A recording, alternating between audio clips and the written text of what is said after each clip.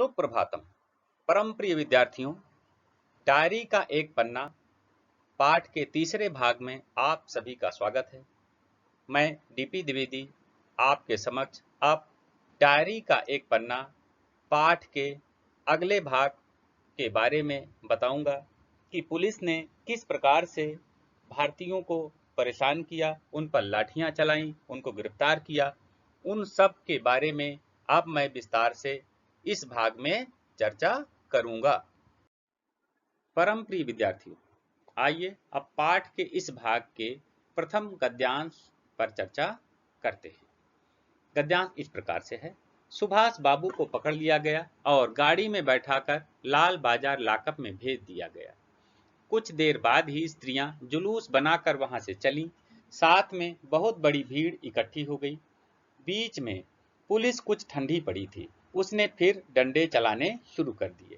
अब की बार भीड़ ज्यादा होने के कारण बहुत आदमी घायल हुए। धर्मतल्ले के मोड़ पर आकर जुलूस टूट गया और करीब 50-60 स्त्रियां वहीं मोड़ पर बैठ गईं। पुलिस ने उनको पकड़कर लाल बाजार भेज दिया। स्त्रियों का एक भाग आगे बढ़ा, जिसका नेतृत्व विमल प्रतिभा कर रही थी। उनको बहु बाजार के मोड़ पर रोका गया और वह वहीं मोड़ पर बैठ गई। आसपास बहुत बड़ी भीड़ इकट्ठी हो गई, जिस पर पुलिस बीच बीच में लाठी चलाती थी। बच्चों, इस गद्यांश का भाव हम इस प्रकार से समझेंगे। इसमें बताया गया है कि जब सुभाष बाबू को पकड़ लिया गया और उनको गाड़ी में बैठाकर लाल बाजार लाकअप में भेज दिया गया, उसके बाद आंदोलन को सफल बनाने के लिए कुछ ही देर बाद स्त्रियां जुलूस बना करके बाहर निकली और थोड़ी ही देर में बहुत बड़ी भीड़ इकट्ठी हो गई और वह मॉन्यूमेंट की सीढ़ियों की ओर बढ़ने लगी। इस बीच में पुलिस कुछ ठंडी पड़ गई थी, लेकिन जब स्त्रियों की इस विशाल जुलूस को देखा तो उसने फिर से लाठीचार्ज शुरू किया और भीड़ ज्यादा होने के कारण बच्चों इस बार घायलों की संख्या भी अधिक हो गई, अर्थात बहुत सारी महिलाएं घायल हुई। धर्मतल्ले के मोड़ पर आकर जुलूस टूट गया और करीब 50-60 स्त्रियां जो बची हुई थीं वो वहीं मोड़ पर बैठ गईं। पुलिस ने उनको पकड़कर लाल बाजार लाकअप में फिर से भेज दिया। स्त्रियों का एक भाग आगे बढ़ा, अर्थात उनमें से फिर से कुछ स्त्रियां बच करके बाहर निकल आईं और उसका नेतृत्व विमल प्रतिभा कर रही थी। विमल प्रतिभा के नेतृत्व में फिर से जुलूस आगे बढ़ा, लेकिन पुलिस ने उस जुलूस को भी बहुत दूर तक जाने नहीं दिया। उसे बहु बाजार के मोड़ पर रोक लिया और फिर विमल प्रतिभा के साथ वही सभी स्त्रियां वहीं मोड़ पर बैठ गईं। बच्चों, थोड़ी ही देर में उनके आसपास फिर से भीड़ इकट्ठी हो गई, जिस पर पुलिस को फिर से बीच बीच में लाठी चलानी पड़ रही थी। बच्चों, आइए अब हम इस भाग के अगले गद्यांश पर चर्चा करते हैं। गद्यांश इस प्रकार से है। इस प्रकार करीब पौन घंटे के बाद पुलिस की लारी आई और उनको लाल बाजार ले जाया गया और भी कई आदमियों को पकड़ा गया। ब्रिजलाल गोयनका, जो कई दिन से अपने साथ काम कर रहा था और दमदम जेल में भी अपने साथ था, पकड़ा गया। पहले तो वह डंडा लेकर वंदे मातरम बोलता हुआ मॉन्यूमेंट की ओर इतने जोर से दौड़ा कि अपने आप ही गिर पड़ा और उसे एक अंग्रेजी घुड़सवार ने लाठी मारी, फिर पकड़कर कुछ दूर ले जाने के बाद छोड़ दिया। इस पर वह स्त्रियों के जुलूस में शामिल हो गया और वहां पर भी उसको छोड़ दिया। तब वह 200 आदमियों का जुलूस बनाकर लाल बाजार गया और वहां पर गिरफ्तार हो गया। मदालसा भी पकड़ी गई। उससे मालूम हुआ कि उसको थाने में भी मारा था। सब मिलाकर 105 स्त्रियां पकड़ी गई थीं। बाद में रात को 9 बजे सबको छोड़ दिया गया। कलकत्ता में आज तक इतनी स्त्रियां एक साथ गिरफ्तार नहीं की गई थी। करीब 8 बजे खादी भंडार आए तो कांग्रेस ऑफिस से फोन आया कि यहाँ बहुत आदमी चोट खाकर आए हैं और कई की हालत संगीन है, उनके लिए गाड़ी चाहिए। जानकी देवी के साथ वहां गए। बहुत लोगों को चोट लगी हुई थी। डॉक्टर दासगुप्ता उनकी देखरेख तथा फोटो उतरवा रहे थे। उस समय तक 67 आदमी वहां आ चुके थे। बाद में तो 103 तक आ पहुंचे। बच्चों, गद्यांश का भाव कुछ इस प्रकार से है। लेखक कहते हैं कि लगभग पौन घंटे अर्थात 45 मिनट के बाद पुलिस की लारी अर्थात पुलिस का एक दल आया और उनको अर्थात उन महिलाओं को पकड़कर लाल बाजार ले गया और भी कई आदमियों को पकड़ा। खाली उन महिलाओं को ही नहीं पकड़ा बल्कि उनके साथ जो तमाम पुरुष समाज भी था उनमें से कई आदमियों को भी पकड़ा। इनमें एक बृजलाल गोयनका नाम का स्वतंत्रता सेनानी था, जो लेखक बताते हैं कि काफी सक्रिय था और एक बार वह दमदल जेल में उनके साथ सजा भी काट रहा था, वो भी पकड़ा गया। लेखक बताते हैं कि पहले तो झंडा लेकर वंदे मातरम बोलता हुआ जोश के साथ में मॉन्यूमेंट की ओर दौड़ा, लेकिन वो अपने आप ही गिर पड़ा।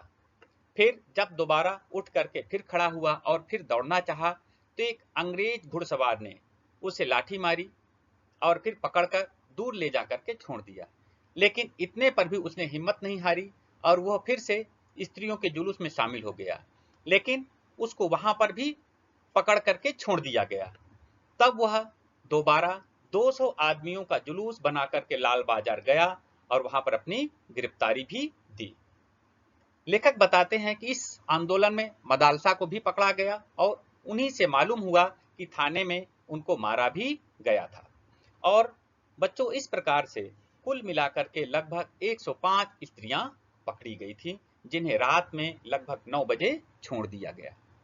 बच्चों, कलकत्ता में लेखक का कहना है कि आज तक इतनी बड़ी तादाद में अर्थात इतनी बड़ी संख्या में स्त्रियों की गिरफ्तारी कभी नहीं हुई। करीब 8 बजे लेखक तथा उसके और भी साथी खादी भंडार आए तो कांग्रेस ऑफिस से फोन आया था कि यहाँ पर बहुत से आदमी चोट खाकर आए हुए हैं, कईयों की हालत बहुत गंभीर है, संगीन है अर्थात बहुत गंभीर है, उनके लिए गाड़ी की व्यवस्था करनी पड़ेगी। और इस प्रकार से जानकी देवी के साथ लेखक भी वहां पर गए।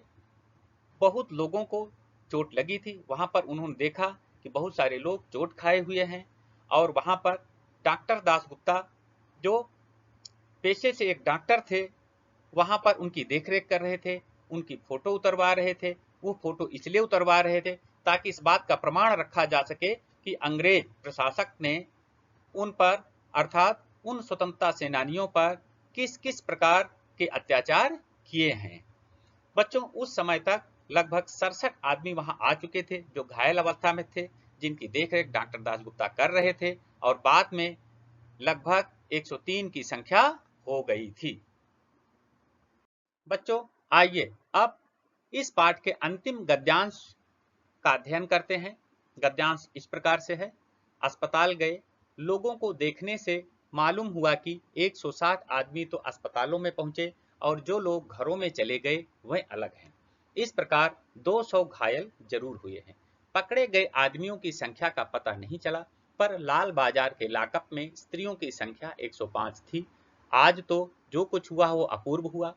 बंगाल के नाम या कलकत्ता के नाम पर एक कलंक था कि यहाँ काम नहीं हो रहा है, वह आज बहुत अंश में धुल गया और लोग सोचने लग गए कि यहाँ भी बहुत सा काम हो सकता है। बच्चों, गद्यांश का भाव कुछ इस प्रकार से है। लेखक तथा उसके अन्य सहयोगी साथी जब अस्पताल गए, वहां पर लोगों को देखा तो मालूम हुआ कि 160 आदमी घायल अवस्था में अस्पतालों में पहुंचे हैं।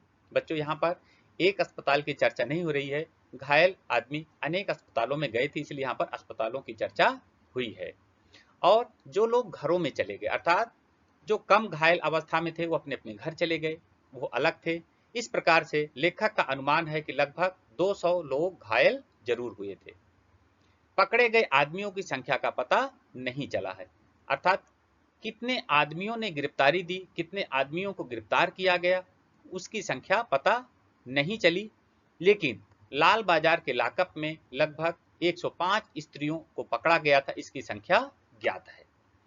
लेखक का कहना है कि आज जो कुछ भी हुआ अर्थात जो कुछ भी आंदोलन हुआ वो अपूर्व हुआ। अपूर्व का अर्थ होता है पहले कभी ना हुआ हो।